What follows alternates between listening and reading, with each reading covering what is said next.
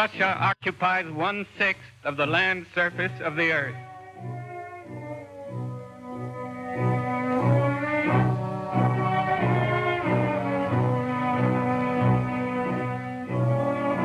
From the Arctic snows to the hot sands of Central Asia, from Vladivostok, an oriental port on the Pacific Ocean, to St. Petersburg and Moscow, the Tsar's great capitals in modern Europe.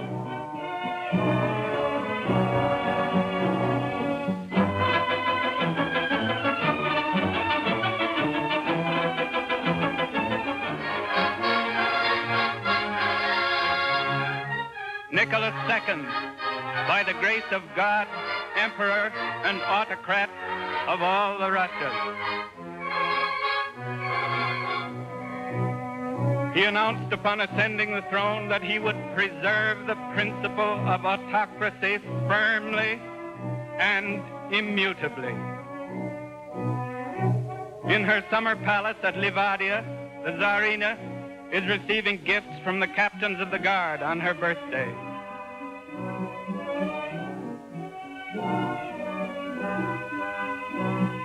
The royal family, the Tsar, the Tsarina, the Tsarevich, and the 4 daughters, Olga, Tatiana, Maria, and Anastasia.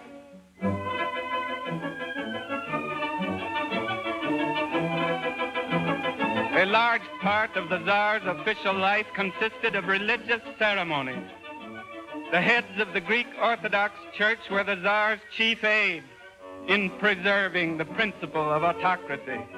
The Tsar supported the church with money, and the church taught the people to worship the Tsar. But the Tsar was dominated by the Tsarina, a beautiful but extremely superstitious woman. The Tsarevich, heir to the throne, was afflicted with hemophilia, a disease frequent among the royal families of Europe.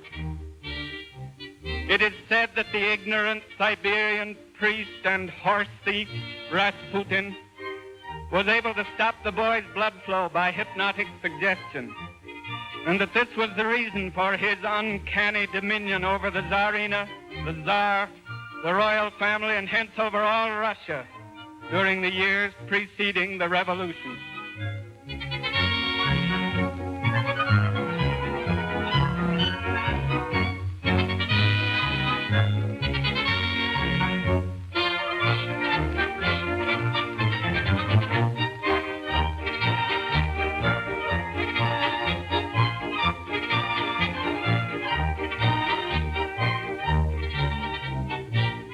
The Tsarevich was probably the best spoiled child in the world. Another member of the royal family, the Grand Duke Nikolai Nikolaevich, commander-in-chief of the armies during the World War. He was 7 feet tall, handsome, and imposing. He would have been the Tsar if this were a fairy story.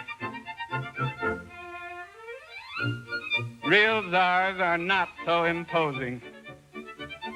These pictures of the private life of the court and the royal family, taken with the Tsar's own camera, were found in his chambers in the Winter Palace when it was captured by the Bolsheviks in the October Revolution.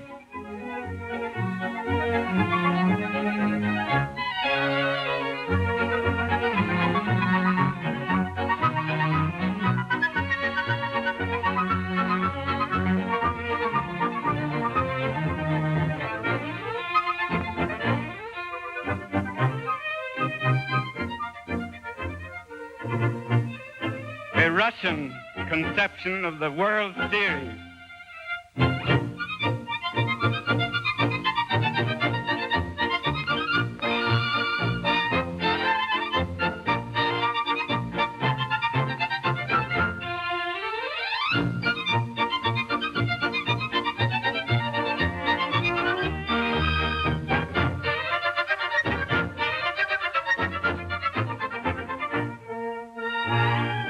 The Tsar is challenging them to a game of tag, and they daren't take after him. One kind of fun that a czar can't have. But he can take off his royal togs and go swimming like a regular human being. As Will Rogers told us, there is not a bathing suit in Russia. His Majesty is on the left.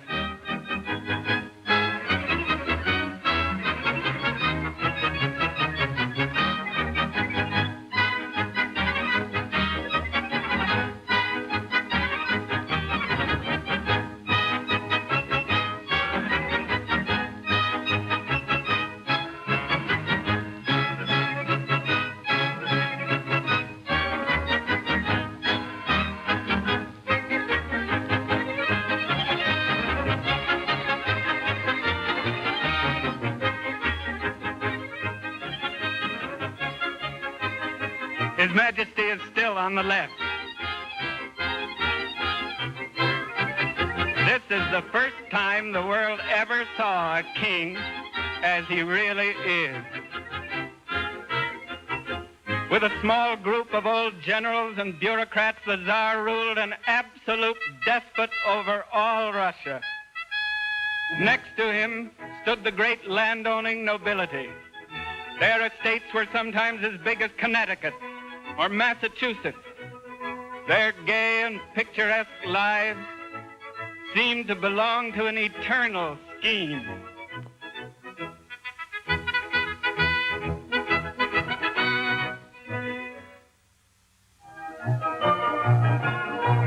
They are celebrating a wedding in the landlord's family.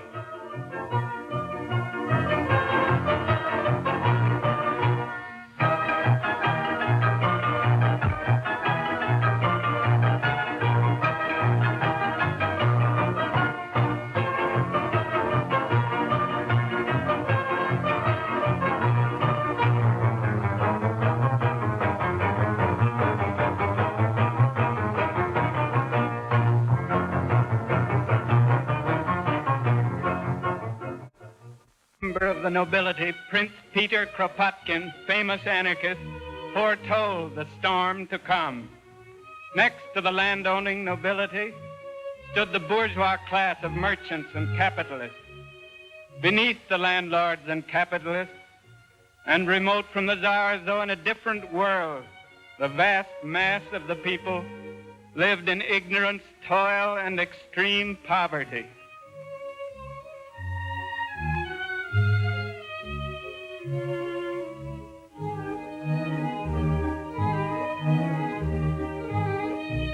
The gulf between rich and poor was never wider than in Tsarist Russia.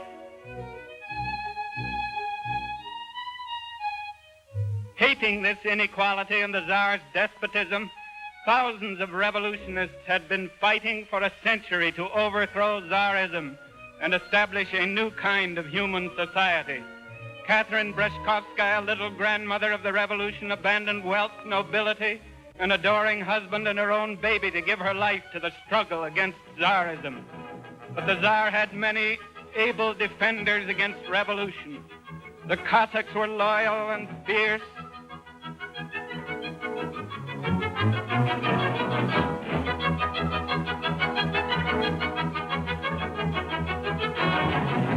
The royal bodyguard and the savage division, composed of gigantic Caucasian natives, could be relied on for the last drop of their blood.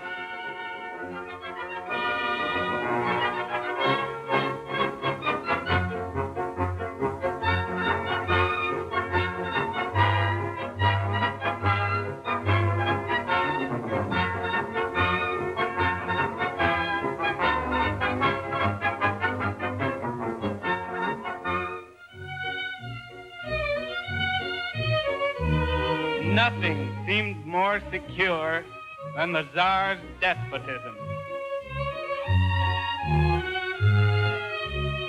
And yet,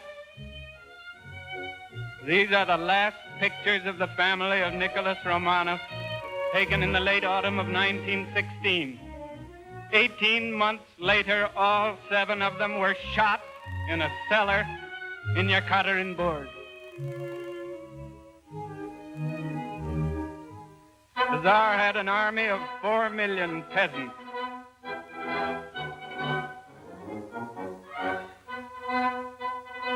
The Kaiser also had soldiers to play with. The Kaiser enjoys the war game for the last time in 1913.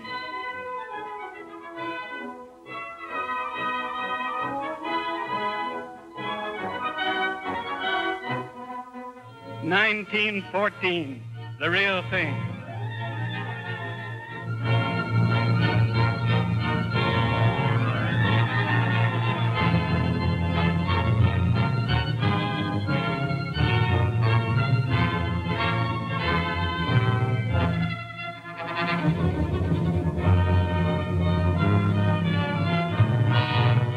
Armies were soon defeated by the superior organization and equipment of the Germans. By the end of 1916, their retreat had become a national disaster. The soldiers were being herded into battle, hungry, ill-clad, without enough ammunition, even without guns. Corruption, treachery, neglect, profiteering had ruined the Tsar's military organization. 2.5 million killed, 5 million wounded. They were lying like piles of rubbish outside the hospitals, too crowded to contain them. Wounded and dying and with no clothes on their backs. 2.5 million dead and no time to bury them.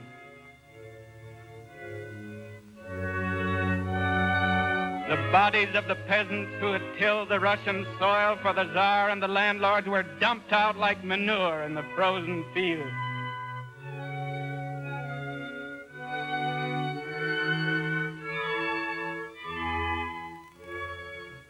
The Tsar removed the Grand Duke Nikolai Nikolaevich and assumed the title of Commander-in-Chief.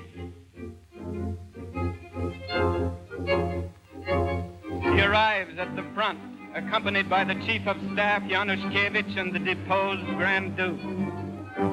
General Alexeyev delivers a report.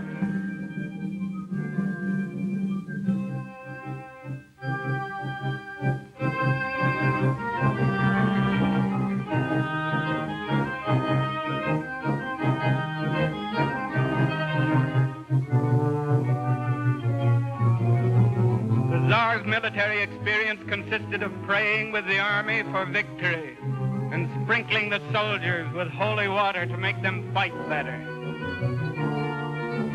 The soldiers did not want parades and ceremonies, but generalship, food, ammunition, clothing. At home, too, the people were starving. Old men, women, and cripples were tilling the fields. Women were standing all day in bread lines.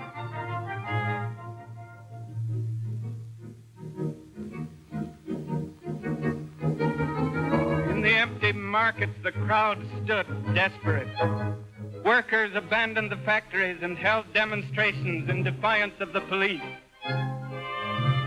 They began to march in groups, singing revolutionary songs, carrying banners, peace, bread, liberty. The Tsar's answer: I forbid all meetings in the streets. I warn the people that the soldiers have been instructed to use their rifles to restore order in the capital. The crowds increased. The street meetings continued. And for the first time in history, the Tsar's soldiers failed him. Instead of using their rifles to restore order, they completed the disorder by joining the people in the streets.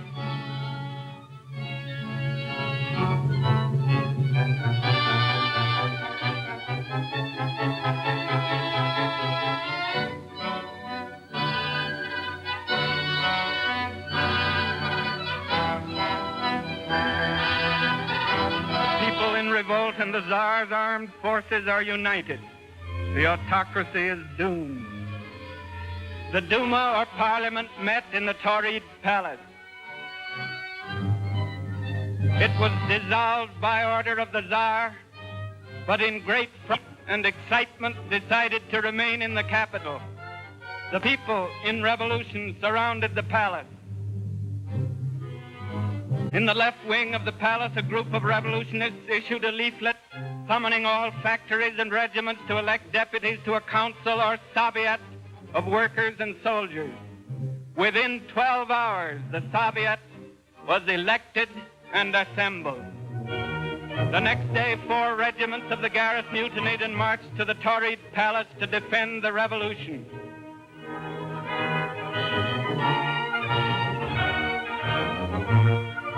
The welcome at the palace. Rodzianko, president of the Duma, telegraphed the Tsar. Anarchy in the capital. Someone trusted by the people must be appointed to form a new government. The Tsar to his minister of the court, Frederick. That silly ass, Rodzianko, has sent me some more nonsense, which I won't even bother to answer. At the command of the Soviet, detachments of soldiers went out to arrest the Tsar's ministers.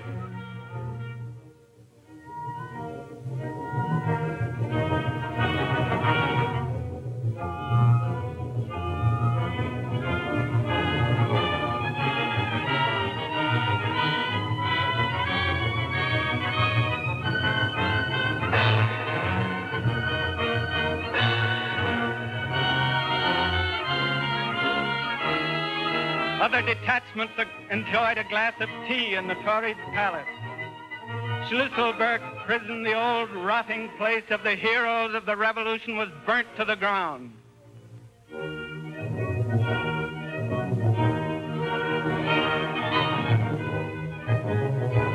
Millions of civil records and deeds were destroyed.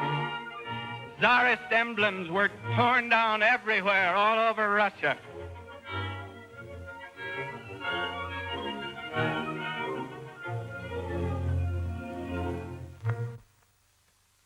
While the red flag was flying over the capital, the Tsar telegraphed the Tsarina, "Wonderful weather. Hope you are well and calm. Many troops sent from the front. With kind love, Nicky." The many troops obeyed their officers until they reached Petrograd and there joined the people in the streets.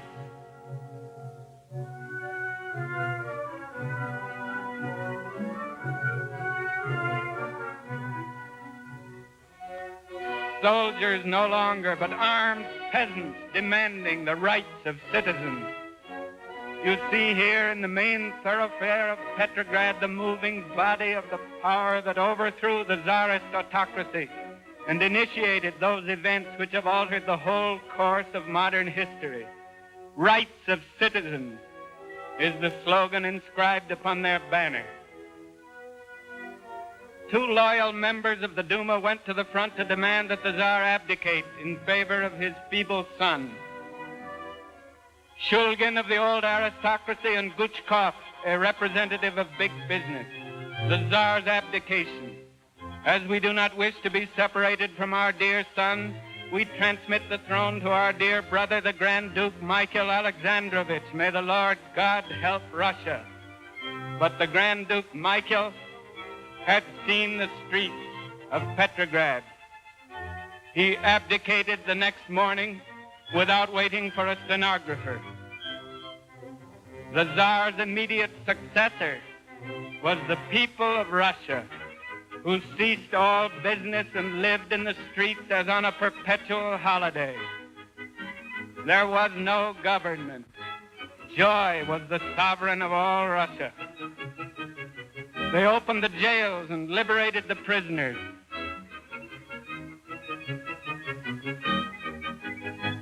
Watch for the little Zulik with white side whiskers. He is coming back and he wanted you to see him.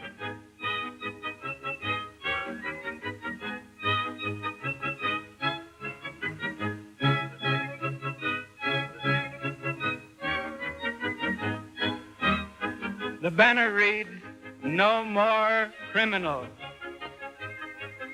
To make it absolutely sure, the officer of the Soviet gives them a lecture on the principles of democracy.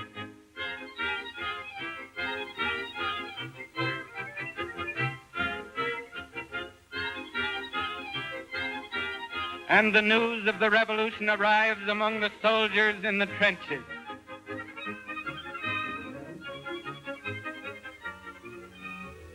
The funeral of the martyrs of the February Revolution was not a funeral, but a gigantic, triumphal march of the people. In this momentous upheaval which overthrew a despotism and democratized the government of an empire, only a few hundred men and women lost their lives.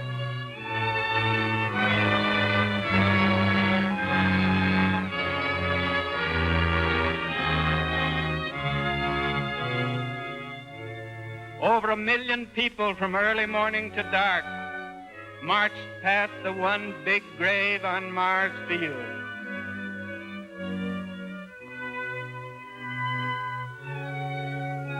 The banners read, "From darkness to light, eternal memory to the heroes fallen for liberty.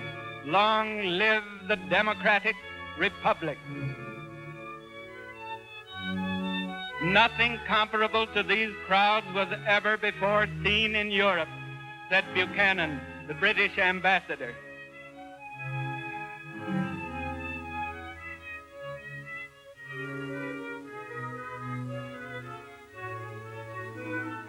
Troops of happy exiles were returning from Siberia.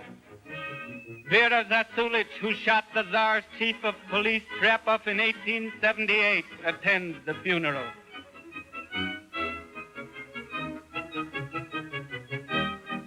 Vera Figner, another world-famous revolutionary assassin, attends the funeral. The Duma was there, Rodzianko and Guchkov in their midst. Another individual prominent in the Duma, Paul Milyukov, professor of history. The Soviet of Workers and Soldiers deputies attended the funeral in a body. Skobelyev, a Menshevik or moderate socialist, a figure in the Soviet. Tsereteli, the Menshevik leader of the Soviet. A red militia was organized. Officers returned to their regiments and made speeches about liberty and democracy. The speaker is Purishkevich, head of the Tsarist Black Hundred, one of the slayers of Rasputin.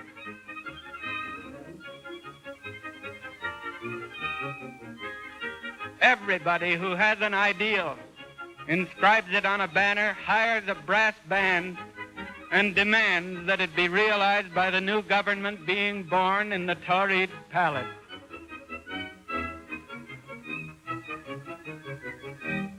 But the government born in the Tauride Palace turns out to be twins.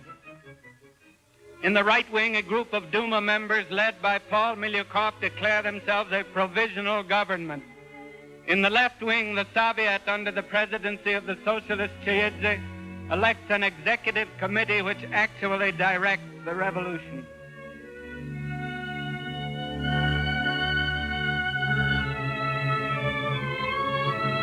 The prime minister of the provisional government was the genial Prince Lvov, who above all things hated excitement. The foreign minister and real boss of the government was Paul Milyukov, historian. The chairman of the Soviet was also a kindly figurehead, the old eagle Cheyidze. Sometimes they called him Little Papa Cheyidze. The real boss of the Soviet was the Menshevik socialist Tsereteli.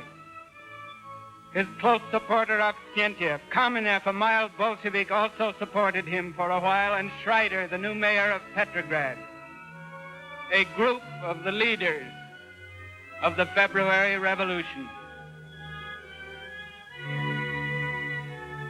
The provisional government of landlords and capitalists wanted to restore order, defend private property, and win the war. The soldiers and workers in the Soviet wanted to stop the war, confiscate the landlords' estates, and have bread, peace, and liberty. A government demonstration, war to complete victory. A Soviet demonstration, land and liberty, long live the International. One man thought he could solve the problem by joining both governments.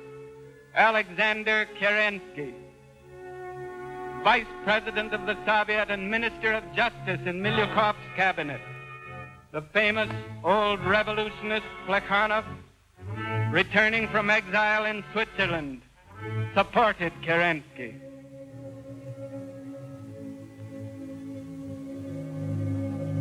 Plekhanov was the translator of Karl Marx, the founder of Russian socialism. Another old revolutionist, Burtsev, supported Kerensky. Viktor Chernov, leader of 1 million peasants, supported Kerensky.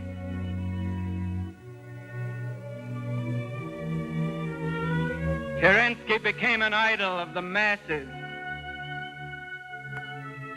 Ladies of leisure pelted him with flowers. Kerensky arrives at a meeting of the Soviet with a bouquet. His portraits were carried like sacred images in the streets, forward with our leader, Kerensky.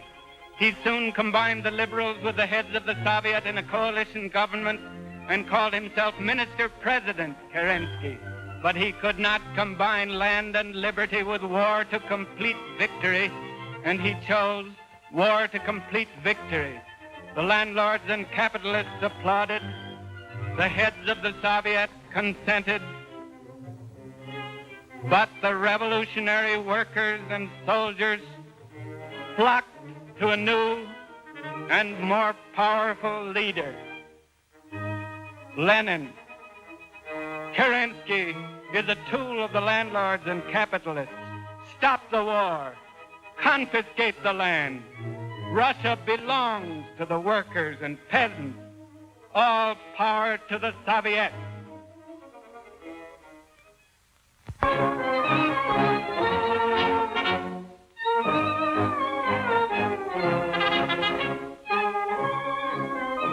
Lenin's program of proletarian revolution against the Kerensky government was expounded to the masses on the socialist holiday May 1st, 1917 by the best orators of the Bolshevik Party. The first May Day ever celebrated by socialists with power. Kamenev is expounding, as yet without extreme conviction, Lenin's demand for a second revolution. But at that very moment, another great revolutionist was arriving from a small upstairs apartment in the Bronx, New York City, Leon Trotsky. Kerensky is a tool of the landlords and capitalists. Stop the war. Confiscate the land. Russia belongs to the workers and peasants. All power to the Soviets.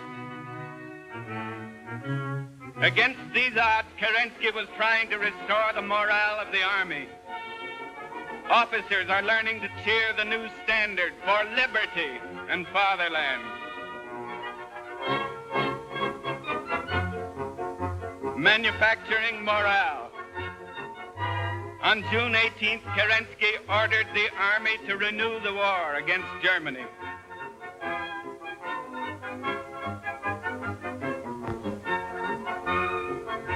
The women's battalion was enthusiastic.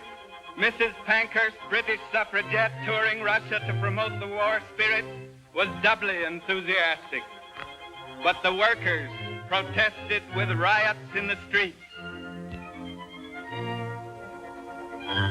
Battalions of workers armed and drilled by the Bolsheviks threatened the government like an army.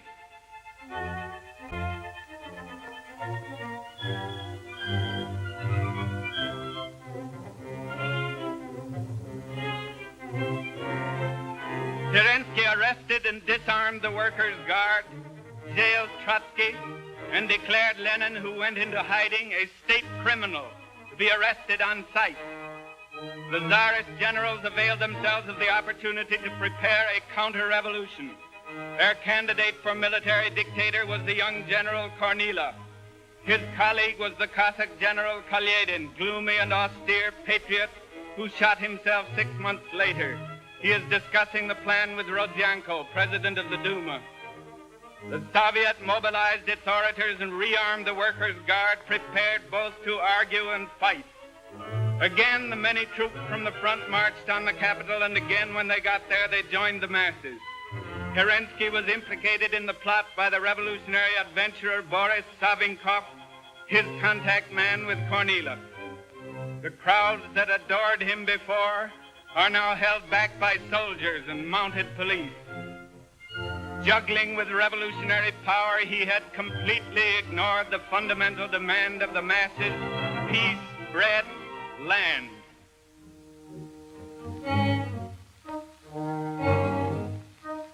Agitation for land, bread, peace, and a Soviet government is rife in the army. In the Navy, the Bolsheviks are gaining still faster, for sailors are always more quick to revolt than soldiers. The Kronstadt sailors were the shock troops of the Bolshevik Revolution. Lyubchenko, the Bolshevik sailor, president of the Soviet of the Baltic Fleet. In the country, Lenin's agitators are advising the peasants to form Soviets and seize the estates of the landlords, and they are taking the advice. Released from prison in September at the demand of the workers and soldiers, Trotsky is elected president of the Soviet. Trotsky to the Soviet in early October. The bourgeois press accuses me of signing an order on the Sestroretsk factory for 5,000 rifles. Yes, I signed it. And the Soviet will continue to organize and arm the workers' guard. The city is plastered with revolutionary and counter-revolutionary placards heralding the vote for the Constituent Assembly. Lenin, distrustful of parliamentary elections, is demanding an insurrection. Kerensky, afraid to move against the Soviets, assembles the military students and the women's battalion to defend the Winter Palace.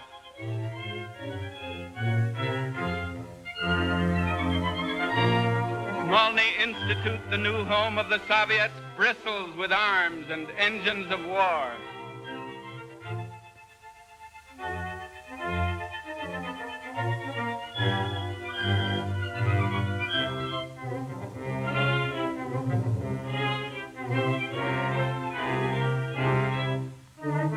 Only cadets and the women's battalion came to the aid of Kerensky.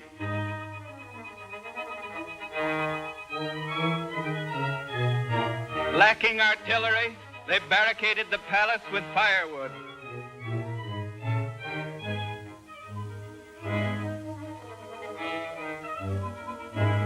All Petrograd knows that Lenin has set the date for an insurrection and that Trotsky is organizing an insurrection, and moreover, they know the date. Petrograd is quiet because it is waiting for the riots to begin, but there were no riots. The government buildings were quietly occupied by disciplined detachments of armed soldiers and sailors. The Winter Palace was captured with little fighting on the night of November 7th, 1917. And the next morning, a message was broadcast to all warring governments, inviting them to discuss terms of peace, and the command issued to the army on all fronts: fraternize with the enemy. This is the beginning of the end of the World War. On the same morning, provisions were distributed to the people, and a decree was adopted abolishing without indemnity and forever the landlord's property in the Russian land.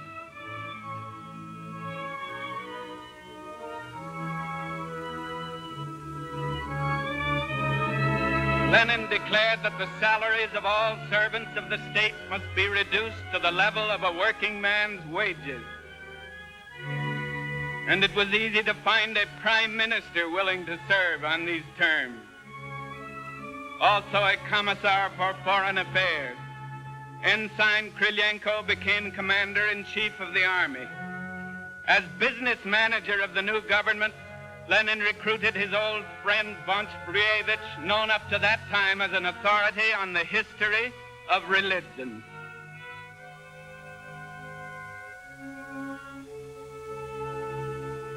On the same terms, a self-educated peasant, M.I. Kalinin, became president of the Workers' Republic. His principal task is to receive petitions from the workers and peasants and symbolize the change which has occurred.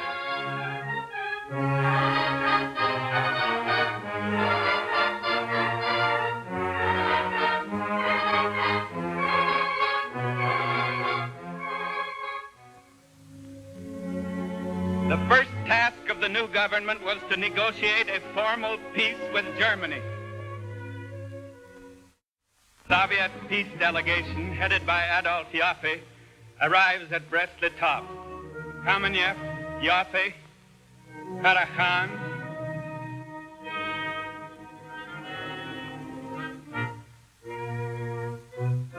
Karl Radek,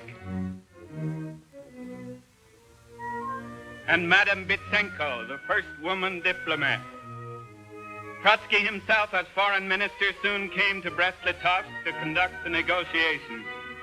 Finding the German terms intolerable and believing Germany on the verge of revolution, he declared the war at an end but walked out, refusing to sign the peace, the only walkout of its kind in history.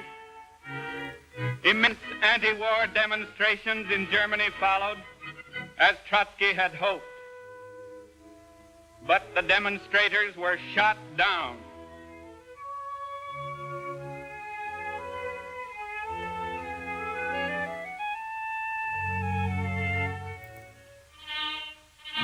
The Kaiser was still firmly in power.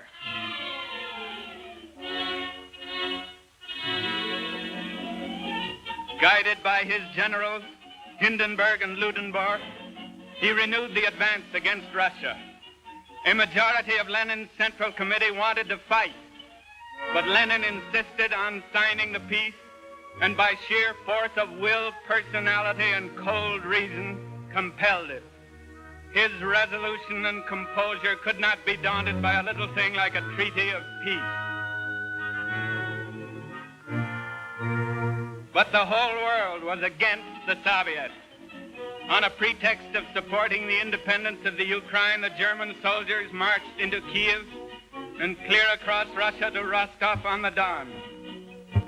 An old social revolutionary, Tchaikovsky, forming an anti-Bolshevik government at Archangel, invited Great Britain to help him. Great Britain accepted.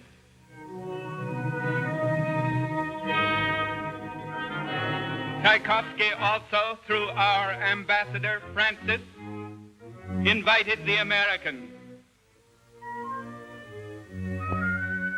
And they accepted.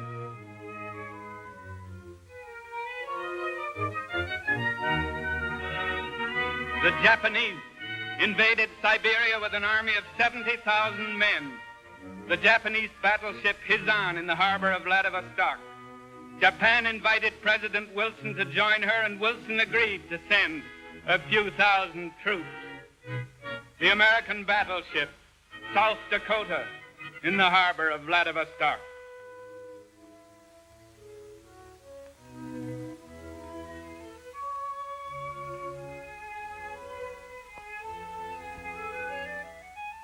France, Italy, and England also sent a few thousand troops, and Vladivostok became an international war camp.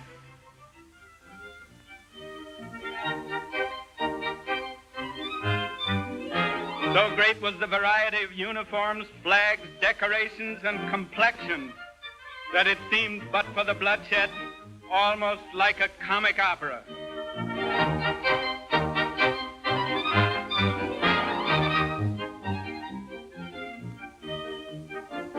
At the request of the Allies, 42,000 Czechoslovak war prisoners seized the Trans-Siberian Railroad and held it against the Soviets. In the south, General Denikin was organizing a volunteer army against the Soviets.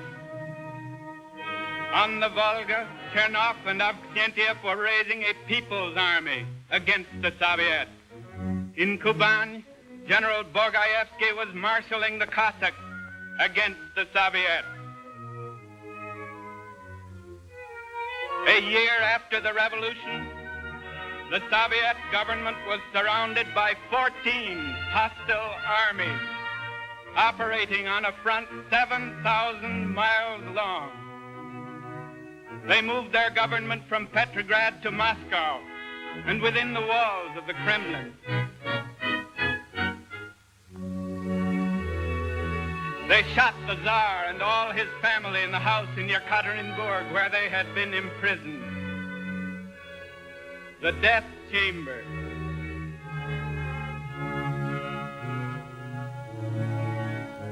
The task of creating a revolutionary army was given to Leon Trotsky. By persuasion or by force, Trotsky won the services of many czarist officers. This is General Vasetiv. The most famous was General Brusilov. Colonel S.S. Kamenev, famous only for his mustache, became commander-in-chief. In the same month, Lenin was wounded and Uritsky shot to death by an assassin. Uritsky's funeral. Zinoviev in the center.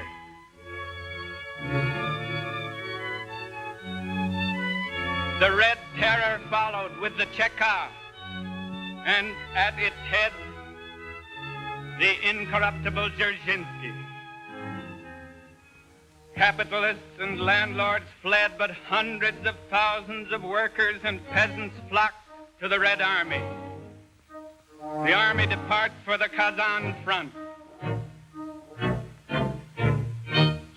Trotsky arrives at the Kazan front. The Russians love documents, but they sometimes have a difficulty in finding them. 25 days later, Trotsky congratulated his troops on the capture of Kazan. Lenin, recovering from the assassin's bullet, telegraphed Trotsky, "I greet with rapture the brilliant victory of the Red Army."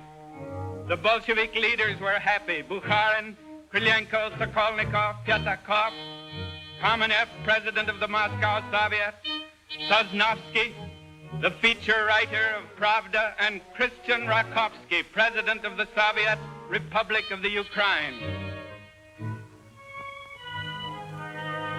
But a committee of Russian patriots was in Paris persuading France to take the Kaiser's place. Paul Milyukov, Kerensky himself, without flowers, now was in Paris for the same purpose. Clemenceau sent a French army into the Ukraine to help fight against the Soviets. Meanwhile, in the little city of Omsk in central Siberia, A.V. Kolchak, an admiral in the Tsar's navy, had declared himself the supreme ruler of all Russia. An expert in naval affairs, he knew little of land warfare. Admiral Kolchak is here inspecting his navy, a wood-burning gunboat on the Irtysh River in the middle of Siberia. He was a big and sick child, a pure idealist without personal ambition, but weak-willed, systemless, incapable of understanding the situation, said his colleague, Baron Budberg. Kolchak tried hard to be popular and democratic, but with very little success. Nevertheless, the anti-Bolshevik forces of the entire world pinned their hopes to the supreme ruler. The Cossacks acknowledged his supremacy. The native chiefs brought him bread, salt, and live geese in token of their friendship. And he did not know quite what to do with them.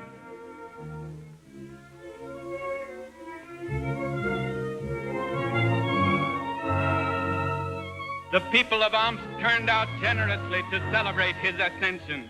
The priests led them to church to pray for Kolchak's triumph against the Soviets. The Allied premiers, Lloyd George, Clemenceau, Wilson, and Orlando, assembled at Versailles to rearrange the world, notified Kolchak of their support against the Soviets.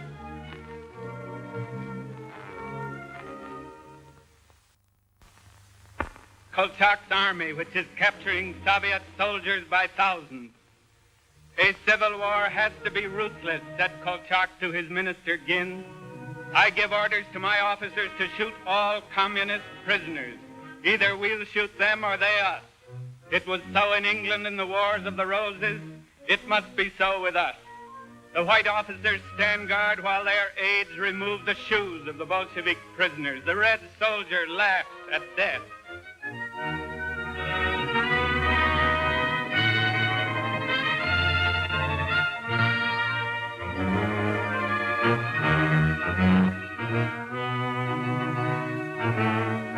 He is still laughing.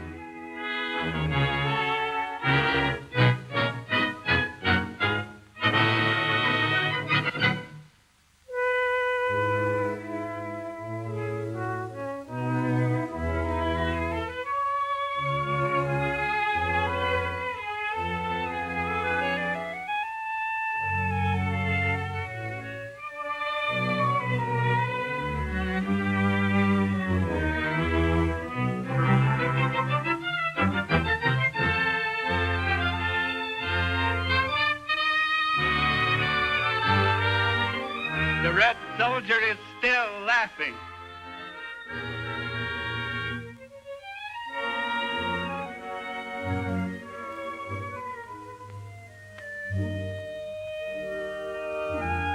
The head of a local monastery comes out at the invitation of Kolchak's officers to bless the troops and bid them Godspeed against the Soviets.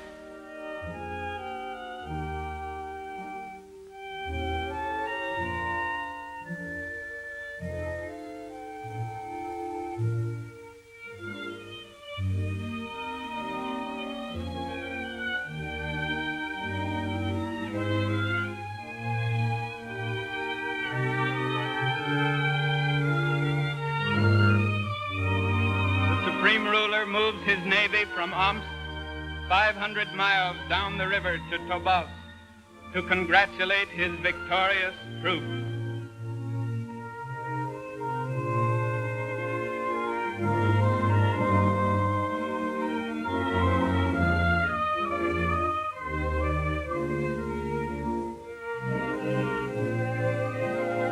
In Moscow, starvation is fighting on Kolchak's side. Women spend all day in the surrounding country foraging for food.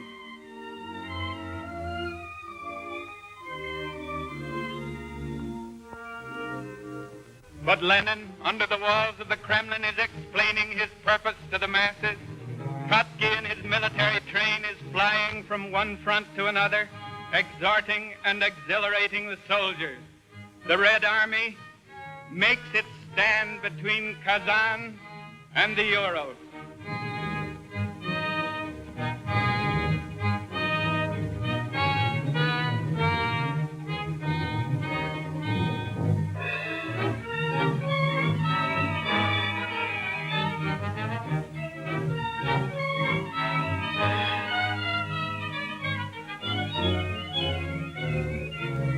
The Bolsheviks bury their martyrs with a tribute of evergreen and with armored cars bearing the motto, "Death to the enemies of the working people." After stopping Denikin in the south, the Red Army concentrated all forces to sweep Kolchak's troops out of European Russia. Kolchak's troops mine bridges as they retire.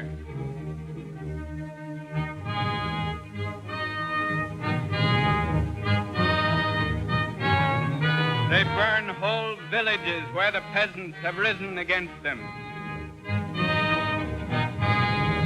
A Siberian village after a visit by one of Kolchak's punitive expeditions.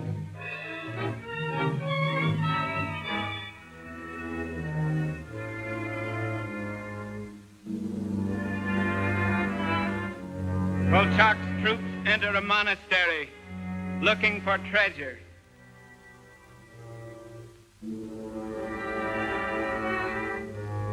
They dig up the old monks, but find they have already been picked over by the Bolsheviks.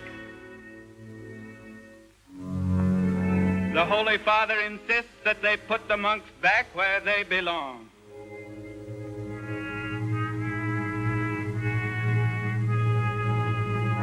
Kolchak's troops were driven back to Irkutsk, and he was captured and shot in prison on February 7th, 1920. The church had celebrated Kolchak's rise. A school celebrates his fall.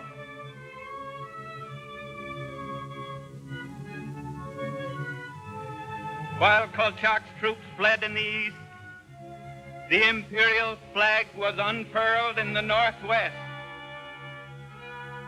by the Tsarist general Oulianov.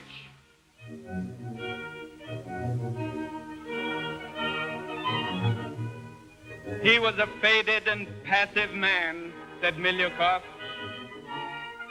concealing his limited mind and stubborn will under a mask of silence. Nevertheless, he assembled in Estonia the flower of the Tsar's armies, one officer to every 8 men.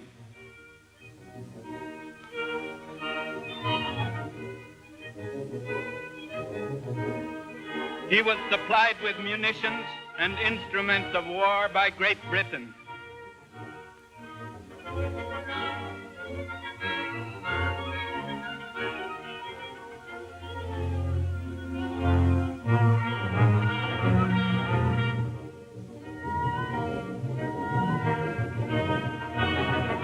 On October 17, 1919, Eugenich's army started for Petrograd.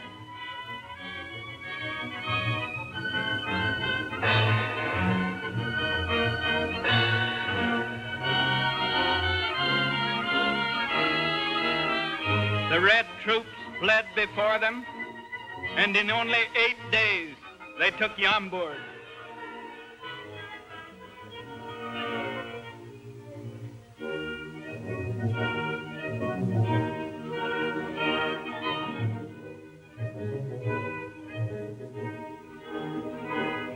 In 13 days, they took Gatchina and the Tsar's great palace there.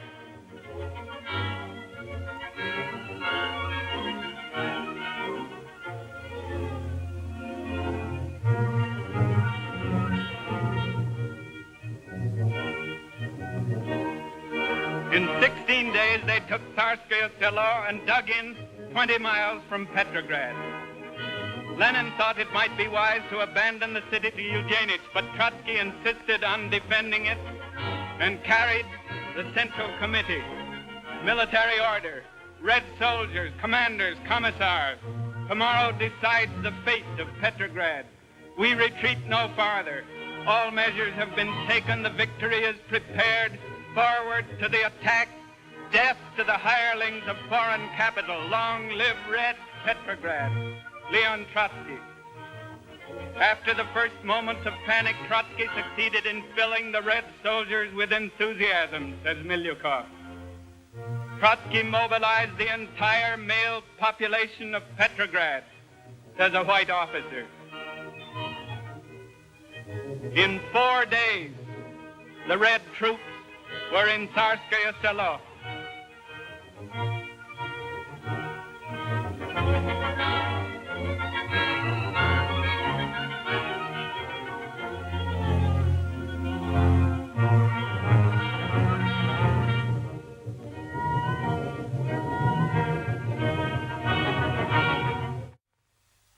In 14 days, the Kronstadt sailors entered Gatchina and ate soup in the palace court.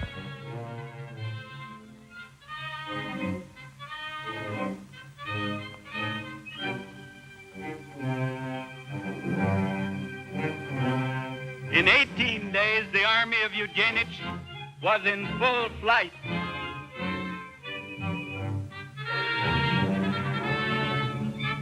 Pursued by soldiers, sailors, civilians, shot, shell, and propaganda. Soldiers of the army of Eugenich, read, listen, think. The Red Army does not fight against workers and peasants. Come over to our side. We will receive you like brothers. Without landlords and capitalists, czarist generals and bureaucrats, our country will live a peaceful and happy life. Death to the czarist general Eugenich. Long live workers and peasants, Russia. Leon Trotsky, President of the Military Revolutionary Soviet of the Republic. Military order. All soldiers of the army of Eugenich are dismissed from duty on receipt of this notice and ordered home. All officers resisting the execution of this order are outlawed, and every soldier is required to shoot them on the spot as enemies of the people. Military order. For all weapons delivered to any staff headquarters of the Red Army, the soldiers of Eugenich will be paid in full. Rifle 600 rubles, machine gun 2,000 rubles, cannon 15,000 rubles. Military order. Having lost working time on account of the criminal activities of Eugenich, his demobilized soldiers will retain as their recompense their accoutrement, their horse, and other property needful in peasant life. Military order. From the Executive Committee of the Communist International, I have received 5 banners for presentation to the most heroic regiments of the victorious army. Meanwhile, General Budyonny's cavalry was sweeping the remnants of Denikin's army, now commanded by Baron Wrangel, out of the Crimea.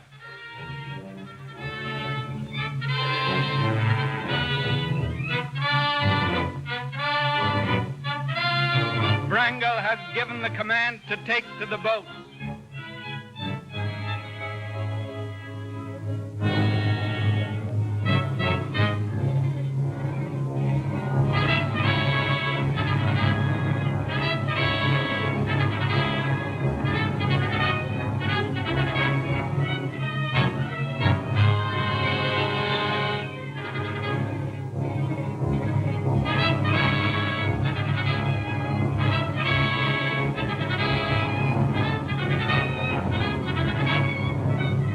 November 14th and 15th, 1920, 126 ships left the Crimea carrying 135,000 enemies of the Soviets. The world is defeated and all Russia is now a Soviet republic. The commander-in-chief takes a day off. Beside him, the staff poet, Demian Biedny.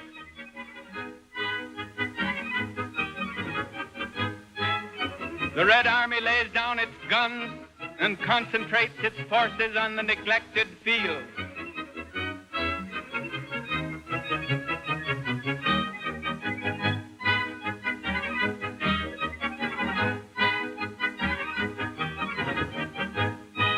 Kalinin, President of the Republic, will not put on a necktie even to celebrate the victory.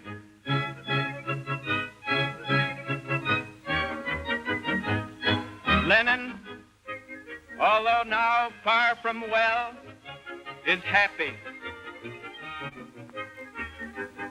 Few then realized that Joseph Stalin would subsequently play the leading role. While the Bolsheviks were encircled by the world's armies, sympathizers from all countries made their way underground to Moscow to form the Communist International. Zinoviev, the president of the International, takes the chair. Clara Zetkin, the German delegate, friend of Karl Marx. The Indian Roy and the Japanese Sen Katayama. President Kalinin. The Secretary, Angelica Balabanov, Karl Radek. The Italian, Serratti. The German, Levy. The Frenchman, Rosmer. Comrade Lenin. The delegates rise to greet their leader.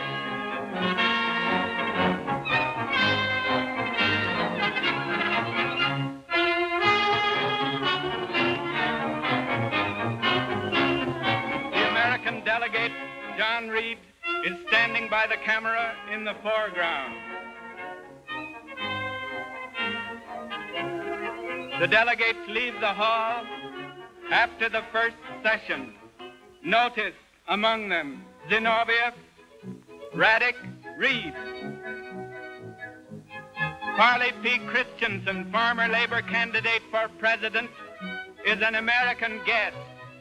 He towers over Lenin physically.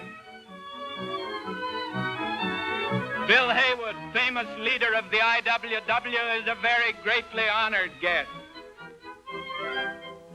The delegates decorate the graves of the martyrs on Mars Field. John Reed is in front.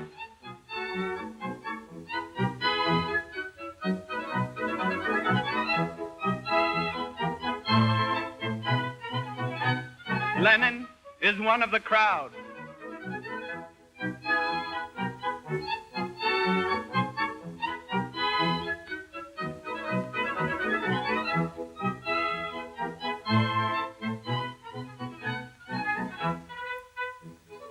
He addresses the masses, and they greet him as their leader.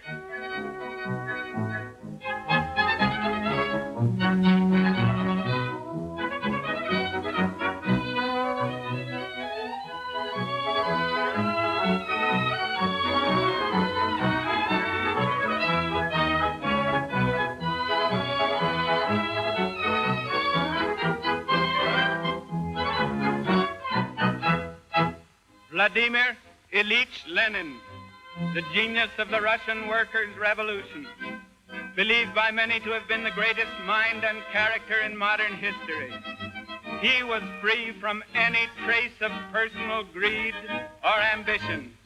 He devoted every working hour of his life to the cause of liberating the toiling masses of the whole world from capitalist exploitation. His mind was as flexible as his purpose was fixed. Facts, he said, are stubborn things. We must tell the workers the truth. But he never lost faith in the goal of a liberated humanity, living without war, without nationalism, without class exploitation, in friendliness and decent justice throughout the earth.